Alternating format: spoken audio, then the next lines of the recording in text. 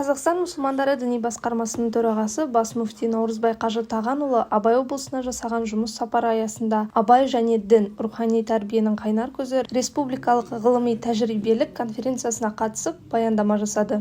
Ақыл, қайрат, жүректі бірдей ұста, сонда толық боласын елден ерек, дейді Абай атамыз. Олай болса Абай үшін дүниенің басты құндылығы адам. Жай ғана адам емес, рухани тұрғыда кемелденген толық адам. Абайдың арманындағы толық адам дінмен дамып, дінмен жетіледі. Қазақстан мұсылмандары діни басқармасы Абайдың толық адам тұжырымдамасын кеңінен насихаттау мақсатында толық адам ғылыми теориялық талдау еңбегін шығарды.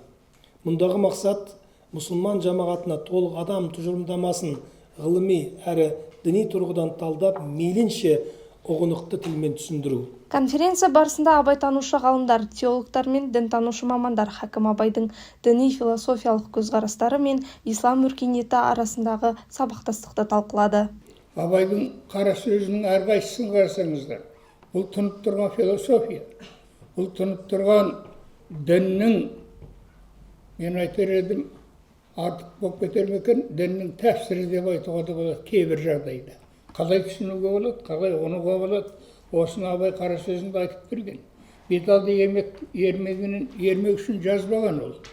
Шара аясында Абай еліндегі ислам атты ғылыми танымдық кітаптың тұсаукесері өтті. Басылымда Абай өңіріне ислам дінінің таралу тарихы, дін қызметкерлерінің өмір жолы, сондай-ақ Семей аймағындағы мешіт медреселердің қалыптасу кезеңдері қамтылған. Аталған еңбек тарихшы, дінтанушы теолог мамандарға және еліміздің ислам тарихына қызығушылық танытқан көпшілік оқырманға арналған. Жалпы біз облыс имамы Асқар Әбілтайұлының бастамасымен соңғы 5 жылда Семей өңіріндегі ислам тарихын зерттеуді бір жоба ретінде алған болатынбыз. Түрлі кезеңдерде патша заманында, кеңес заманында, тәуелсіздік кезеңінде сол қазақ осы Семей өңіріндегі мұсылманшылық дәстүрді біз барынша сипаттап беруге тырыстық. Шара соңында Наурызбай Қажы Тағанұлы өңірдің бір қатар дін қызметкерлерін Қазақстан мұсылмандар діни басқармасының 35 жылдық мерейтойлық медалімен марапаттады. Аталған марапат діни басқарманың 35 жылдық мерейтойына орай ел ішінде дін мен дәстүр сабақтастығын насихаттап, қоғамның рухани дамуына үлес қосып жүрген дін қызметкерлерінің еңбегін бағалау мақсатында табысталды. Салтанатты рәсімде бас муфти марапат иелерін құттықтап, олардың ел бірлігі мен рухани тұрақтылықты сақтаудағы діни ағартушылық бағытындағы еңбегіне жоғары баға берді.